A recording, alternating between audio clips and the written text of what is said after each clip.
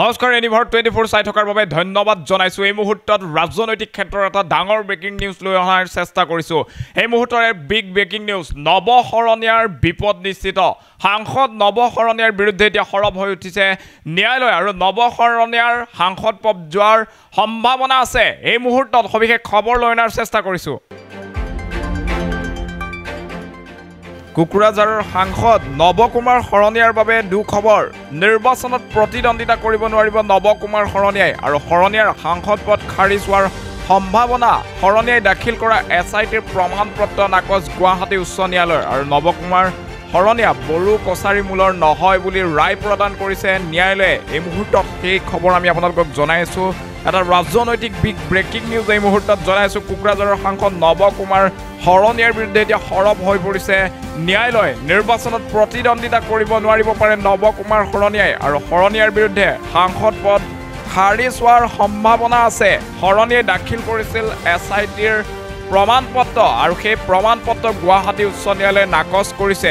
নৱকুমাৰ শৰণীয়াই নিজকে বড়ো কছাৰী মূলৰ বুলি যি প্ৰমাণপত্ৰ দাখিল কৰিছিল সেই প্ৰমাণপত্ৰ উচ্চ ন্যায়ালয়ে নাকচ কৰিছে আৰু তাৰ পাছতে ৰায়দান দিছে বড়ো কছাৰী মূলৰ নহয় নৱকুমাৰ শৰণীয়া আৰু তাৰ পাছতে ভুৱা প্ৰমাণপত্ৰৰ বাবে এতিয়া সাংসদ পদ খাৰিজ কৰা হ'ব পাৰে নৱকুমাৰ শৰণীয়াৰ। লগতে ভৱিষ্যতলৈ নৱকুমাৰ শৰণীয়াই নিৰ্বাচনত প্ৰতিদ্বন্দ্বিতা আগবঢ়াব নোৱাৰিব পাৰে, যিহেতু ৰাজ্যৰ লোকসভা নিৰ্বাচনক লৈ বিভিন্ন ধৰণৰ কাৰ্যপন্থা হাতত লৈছে বিভিন্ন ধৰণৰ ৰাজনৈতিক দল সংগঠনে।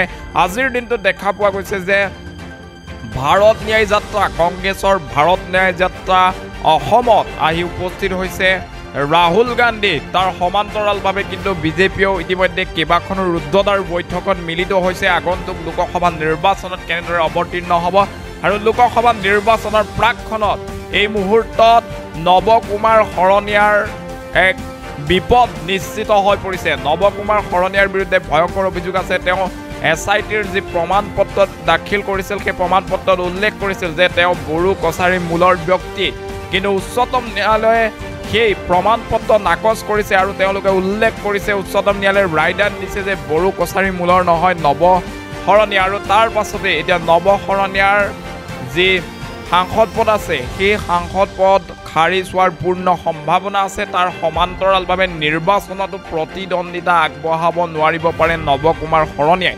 এই মুহূৰ্তত সেই ৰাজনৈতিক বিগ ব্ৰেকিং আপোনালোকক জনোৱাৰ চেষ্টা কৰিলোঁ।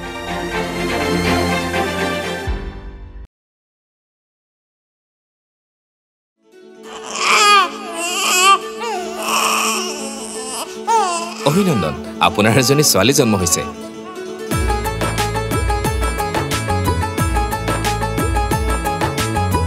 লাহি পাহি এজনী পৰি